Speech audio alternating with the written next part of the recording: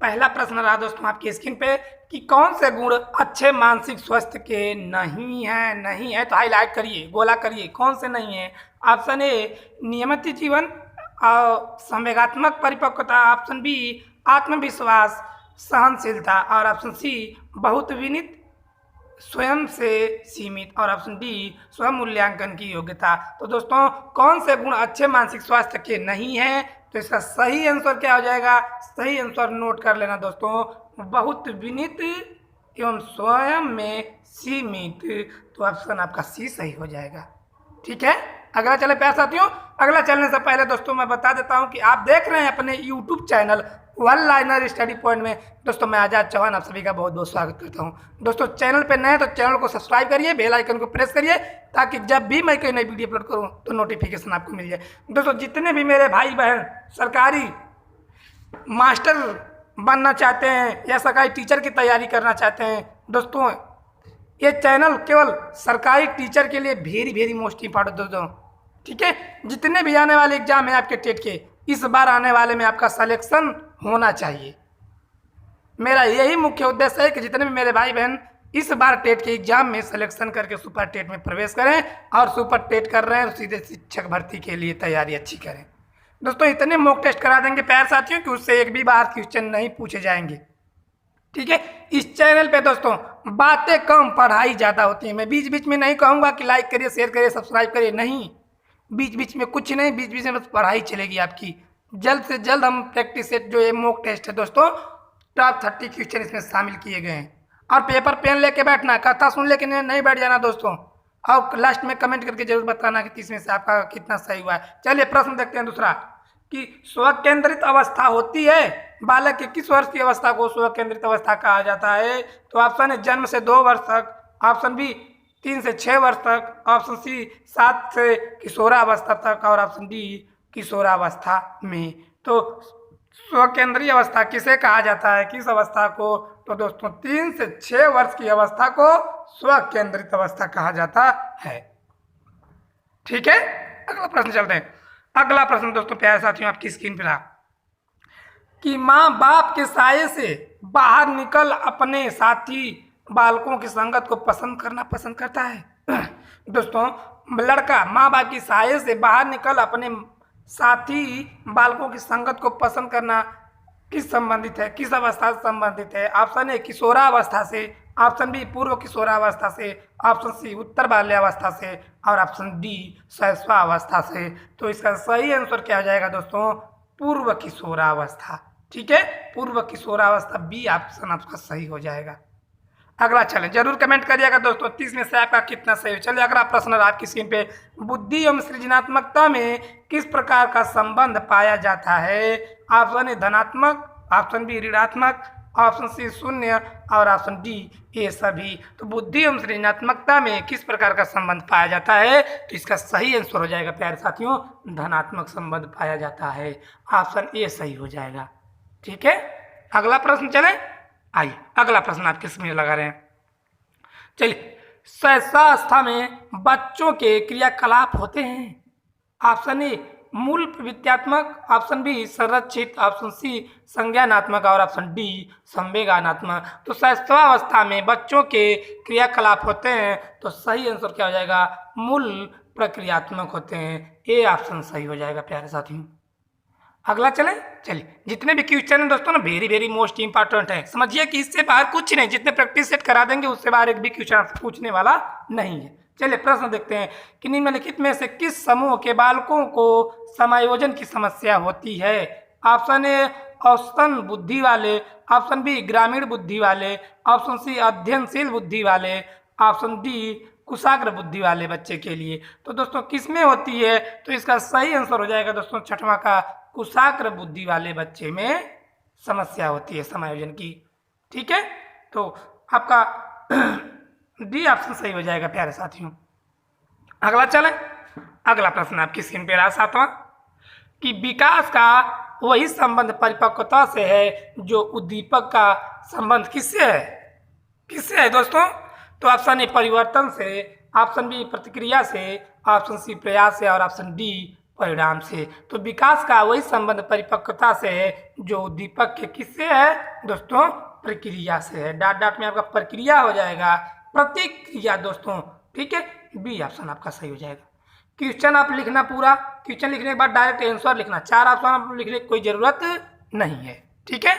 अगला प्रश्न चलते हैं।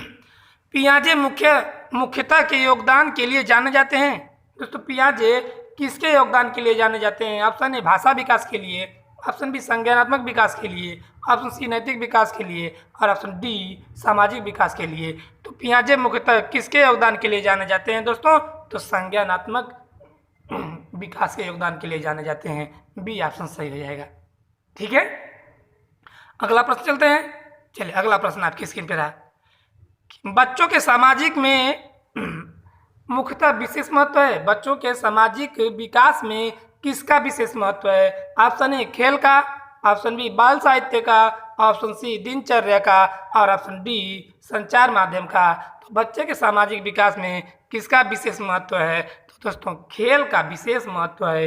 ए ऑप्शन आपका सही हो जाएगा प्यारे साथियों, ठीक है। अगला प्रश्न को चलें दोस्तों।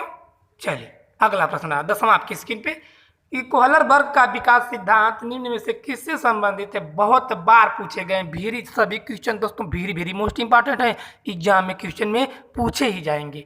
मैं कह रहा हूँ कि ऐसे ऐसे क्वेश्चन करा दूंगा कि एक भी बार नहीं पूछेगा। जब भी पूछे कि कोहलर वर्ग का सिद्धांत निम्न में से किससे संबंधित है, तो ऑप्शन ए भाषा विकास से, ऑप्शन बी संज्ञानात्मक विकास से, ऑप्शन सी नैतिक विकास से और ऑप्शन डी सामाजिक विकास से। दोस्तों आपके सामने 4 ऑप्शन होगा, चारों में से सही कौन सा हो जाएगा? नैतिक विकास। क्या हो जाएगा? नैतिक विकास से कोहलर वर्ग का सिद्धांत संबंधित है, याद रखना। चलिए अगला प्रश्न चलते हैं कि किसके अतिरिक्त बुद्धि के निम्नलिखित पक्षों को अष्टांग के नियंत्रित सिद्धांत में संबोधित किया गया? ऑप्शन ए संदर्भगत, ऑप्शन बी अवयवभूत, ऑप्शन सी सामाजिक और ऑप्शन डी अनुभाविक। तो किसके अतिरिक्त बुद्धि के निम्नलिखित पक्षों को अष्टांग नियंत्रित सिद्धांत में संबोधित किया था दोस्तों? तो किसके किया था? सामाजिक को किया था, ठीक है। आपका सी ऑप्शन सही हो जाएगा प्यारे साथियों। अगला चले, आइए अगला प्रश्न आपकी स्क्रीन पर। बहुत ही महत्वपूर्ण प्रश्न दोस्तों कि थ फ च ध्वनियां हैं दोस्तों। थ फ च ध्वनियां हैं। ऑप्शन ए स्वनिम, ऑप्शन बी रूपिम, ऑप्शन सी लेकिम और ऑप्शन डी शब्दिम।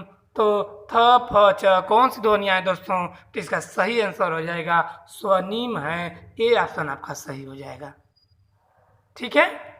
अगला प्रश्न चलें दोस्तों। चलिए क्वेश्चन को नोट करते हुए चलना, क्योंकि जितने भी मेरे भाई बहन हैं इस बार आने वाले टेट के एग्जाम में उनका सिलेक्शन ही मेरा मुख्य उद्देश्य है और इस बार आपका सिलेक्शन हो के रहेगा। चलिए प्रश्न रहा 13। बालकों की सोच अमूर्तता की अपेक्षा मूर्त अनुभवों एवं प्रत्ययों से होती है। यह अवस्था या किस अवस्था में होती है? तो ऑप्शन ए 7 से 12 वर्ष तक की अवस्था में, ऑप्शन बी 12 से वर्ष तक की अवस्था में, ऑप्शन सी 2 से 7 तक की अवस्था में और ऑप्शन डी जन्म से 2 वर्ष तक की अवस्था में। तो बालकों की सोच अमूर्त की अपेक्षा मूर्त अनुभव में प्रत्यय होती है दोस्तों। किस अवस्था में होती है? 7 से 12 वर्ष की अवस्था में होती है। अगला प्रश्न चलते हैं। चलिए अगला प्रश्न आपकी स्क्रीन पर रहा कि मानव विकास किन 2 योगदानों का परिणाम है? तो ऑप्शन ए अभिभावक एवं अध्यापक का, ऑप्शन बी सामाजिक एवं सांस्कृतिक कार्य का, ऑप्शन सी वंशानुक्रम एवं वातावरण का और ऑप्शन डी उपरोक्त में से कोई नहीं। दोस्तों 2-3 क्वेश्चन इसमें रिपीट किए गए हैं। देखते हैं कि आप कितना पढ़ रहे हैं, पहले का कितना पढ़े, आ रहा है कि नहीं आ रहा है। मैं क्वेश्चनों को शामिल कर लिया हूँ, देखता हूँ कि मतलब आपको आ रहा है कि नहीं, पढ़े हैं कि नहीं पढ़े, इसलिए मैं 1-2 क्वेश्चन को हर वीडियो में रिपीट कर देता हूँ। तो चलिए 14 का आंसर बताइए कि मानव विकास से किन 2 पक्षों का योगदान है? दोस्तों वंशानुक्रम एवं वातावरण का योगदान का परिणाम है। कौन सा ऑप्शन आपका सही हो जाएगा? सी ऑप्शन आपका सही हो जाएगा प्यारे साथियों। अगला चलिए अगला प्रश्न कि निम्न में से कौन पियाजे के अनुसार बौद्धिक विकास का निर्धारक तत्व तो नहीं है? तो कौन सा नहीं की बात की जाए तो उसे गोला कर लेना, हाईलाइट कर लेना दोस्तों। ऑप्शन ए सामाजिक संचरण, ऑप्शन बी संतुलितकरण, ऑप्शन सी अनुभव और ऑप्शन डी इनमें से कोई नहीं। तो निम्न में से कौन पियाजे के अनुसार बौद्धिक विकास का निर्धारक तत्व नहीं है? तो दोस्तों सामाजिक संचरण नहीं है, ये ऑप्शन नहीं हो जाएगा। बाकी संतुलन, संतुलीकरण, अनुभव ये दोनों हैं, ठीक है। नहीं की बात की जाए तो इसका आंसर आपका ये ऑप्शन सही हो जाएगा। अगला प्रश्न देखेंगे, थोड़ा सा छोटा कर देते हैं ताकि आपको क्वेश्चन पूरा दिखे। चलिए, कि समस्या के अर्थ को जानने की योग्यता वातावरण के दोष को कमियों एवं अतिरिक्त के प्रति सहजता विशेषता है। किसकी विशेषता है दोस्तों? ऑप्शन ए प्रतिभाशाली बालकों की विशेषता है, ऑप्शन बी सामान्य बालकों की विशेषता है, ऑप्शन सी सृजनशील बालकों की विशेषता है और ऑप्शन डी इनमें से कोई नहीं। तो 16 का आंसर क्या सही हो जाएगा प्यारे साथियों? सृजनशील बालकों की मुख्य विशेषता है। अगला प्रश्न चलते हैं। अगला प्रश्न आपकी स्क्रीन पर आ दोस्तों, कि एक क्रिकेटर खिलाड़ी अपनी गेंदबाजी के कौशल को विकसित कर लेता है, यह उसके बल्लेबाजी के कौशल को प्रभावित नहीं करता, उसे क्या कहते हैं? सोचिए, क्वेश्चन जो बड़ा हो, एक बार पढ़ने में नहीं समझ में आता तो मैं बार बार कहता हूँ कि एक बार ना, 2 बार, 3 बार पढ़िए, लेकिन क्वेश्चन एग्जाम में गलत नहीं करना है। ठीक है, प्रश्न 17 रहा कि एक क्रिकेट खिलाड़ी अपनी गेंदबाजी के कौशल को विकसित कर लेता है पर यह उसके बल्लेबाजी के कौशल को प्रभावित नहीं करता, इसे क्या कहते हैं? ऑप्शन ए विध्यात्मक प्रशिक्षण अंतरण कहते हैं, ऑप्शन बी निषेधात्मक प्रशिक्षण अंतरण कहते हैं, ऑप्शन सी शून्य प्रशिक्षण अंतरण कहते हैं और ऑप्शन डी इनमें से कोई नहीं। तो क्या कहते हैं? इसका सही आंसर हो जाएगा शून्य प्रशिक्षण अंतरण कहते हैं। सी ऑप्शन आपका सही हो जाएगा प्यारे साथियों। अगला चलें।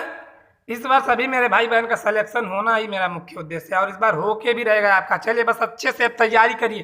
प्रश्न 18 रहा, गिलफोर्ड ने अभिसारी चिंतन पद का प्रयोग किसके समान अर्थ में किया था? तो किसके किया था? ऑप्शन ए बुद्धि के, ऑप्शन बी सृजनात्मकता के, ऑप्शन सी बुद्धि एवं सृजनात्मकता के और ऑप्शन डी इनमें से कोई नहीं। तो गिलफोर्ड ने अभिसारी चिंतन पद का प्रयोग किसके समान अर्थ में किया था दोस्तों? तो सृजनात्मकता के अर्थ में किया था। कौन सा सही हो जाएगा? तो ऑप्शन आपका बी सही हो जाएगा प्यारे साथियों। ठीक है, अगला प्रश्न की ओर चले। चलिए, अगला प्रश्न आपकी स्क्रीन पर आ, इसको जवाब कर दीजिएगा, नोट करते हुए चलना, कि व्यक्ति एवं बुद्धि में वंशानुक्रम की कौन सी भूमिका है दोस्तों? व्यक्ति एवं बुद्धि के वंशानुक्रम में कौन सी भूमिका है? तो ऑप्शन ए नाम मात्र की भूमिका है, ऑप्शन बी महत्वपूर्ण भूमिका है, ऑप्शन सी अपूर्वानुमेय भूमिका है और ऑप्शन डी आकर्षक भूमिका है। तो दोस्तों 19 का सही कौन सा हो जाएगा? सही हो जाएगा दोस्तों नाम मात्र की भूमिका है, ऑप्शन ए सही हो जाएगा। दोस्तों वेरी मोस्ट इंपॉर्टेंट क्वेश्चन, मैं बार बार कह रहा हूँ कि बहुत ही महत्वपूर्ण क्वेश्चन है, यहीं से क्वेश्चन आपके बनेंगे ही बनेंगे। चलिए, ऐसा ना हो कि यही सब पूरा उठा के भी दे दे। चलिए, प्रश्न देखते हैं 20वां, जिन इच्छाओं की पूर्ति न होती है उनमें से भंडार गृह किसका है? तो दोस्तों जिन इच्छाओं की पूर्ति नहीं होती है उनमें से किसका भंडार गृह किसका है? ऑप्शन ए इदम का, ऑप्शन बी अहम का, ऑप्शन सी परम अहम का और ऑप्शन डी इदम एवं अहम का। तो किसका है दोस्तों? 20 का सही आंसर क्या हो जाएगा प्यारे साथियों? क्या हो जाएगा? तो दोस्तों इसका सही आंसर हो जाएगा इदम का, ए ऑप्शन सही हो जाएगा। ठीक है, अगला प्रश्न चलें। चलिए, अगला प्रश्न देखेंगे प्यारे साथियों, बहुत ही महत्वपूर्ण क्वेश्चन शामिल किए गए हैं। चलिए, अगला प्रश्न, कि बालक के सामाजिक विकास में सबसे महत्वपूर्ण कारक कौन सा है? दोस्तों के अलग रहेगा। बालक के सामाजिक विकास में सबसे महत्वपूर्ण कारक कौन सा है? ऑप्शन ए जातिवाद, ऑप्शन बी अनुनासिकता, ऑप्शन सी वातावरण और ऑप्शन डी विद्यालय। तो बालक के सामाजिक विकास में सबसे महत्वपूर्ण स्थान दोस्तों किसका है? वातावरण का है। ठीक है, सी ऑप्शन आपका सही हो जाएगा प्यारे साथियों। अगला प्रश्न देखेंगे। अगला प्रश्न रहा कि लड़कियों में बाह्य परिवर्तन किस अवस्था में होने लगता है? किस अवस्था में होने लगता है? ऑप्शन ए शैशवावस्था, ऑप्शन बी बाल्यावस्था, ऑप्शन सी किशोरावस्था और ऑप्शन डी प्रौढ़ावस्था। तो लड़कियों में बाह्य परिवर्तन किस अवस्था में होने लगता है? तो दोस्तों किशोरावस्था में होने लगता है। मैंने हर वीडियो में चर्चा की है, शैशवावस्था कब से कब तक की अवस्था को शैशवावस्था कहते हैं?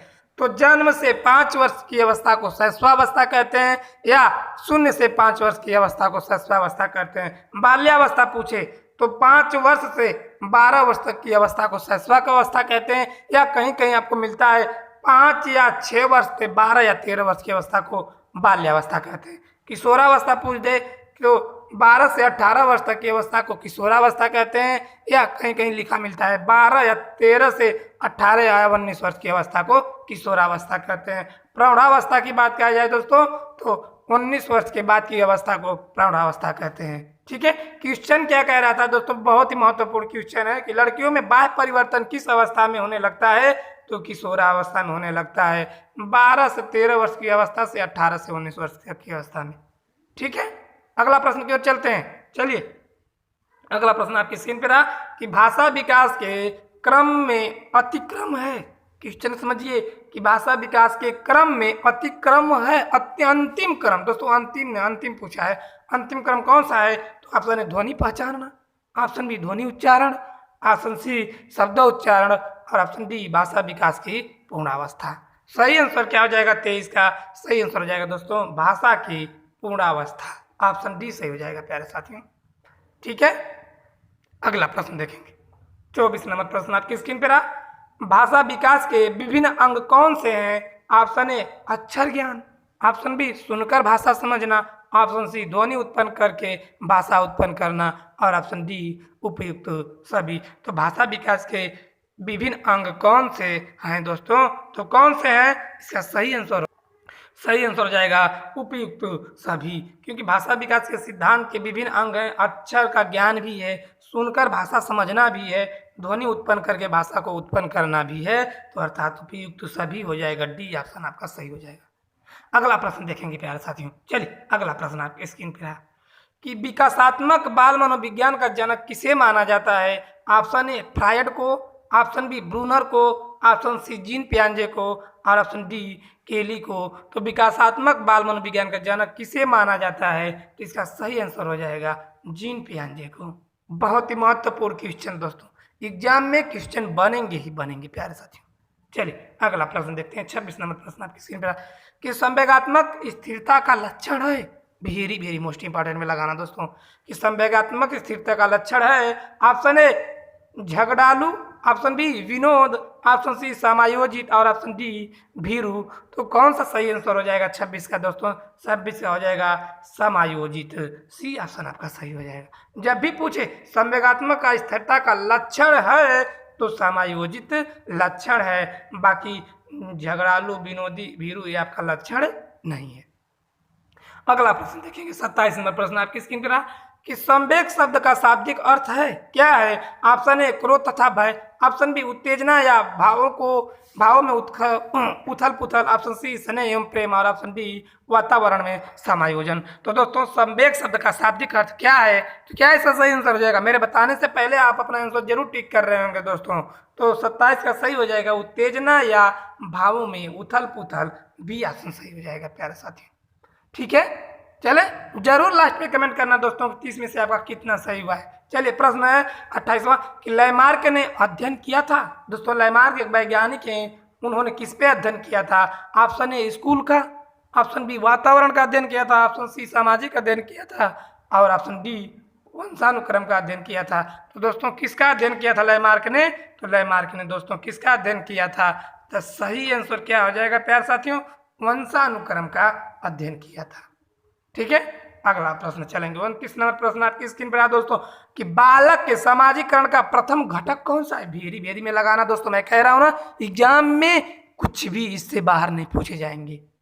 चलिए, बालक के सामाजिकरण का प्रथम घटक है ऑप्शन ए परिवार, ऑप्शन बी विद्यालय, ऑप्शन सी राजनीतिक दल और ऑप्शन डी क्रीड़ा स्थल। तो बालक के सामाजिकरण का प्रथम घटक कौन सा है? तो दोस्तों परिवार है।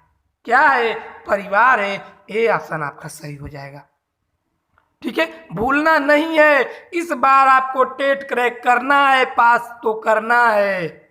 मैंने तो लक्ष्य बना लिया है कि इस बार आपको टेट क्वालिफाई करा के रहूंगा। क्या आपने अपने लक्ष्य के लिए मेहनत करेंगे ना?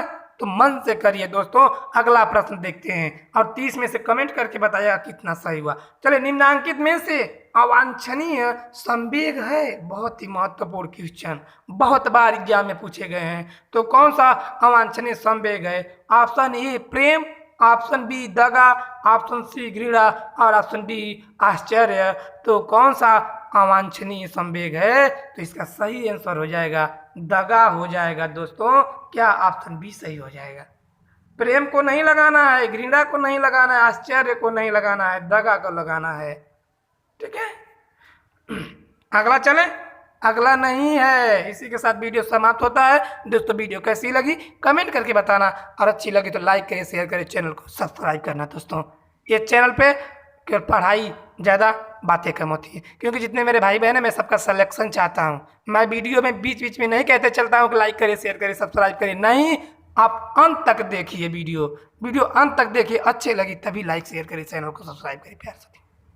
ठीक है, तो चले मिले अगली वीडियो में। इसी के साथ जय हिंद, वंदे मातरम प्यारे साथियों।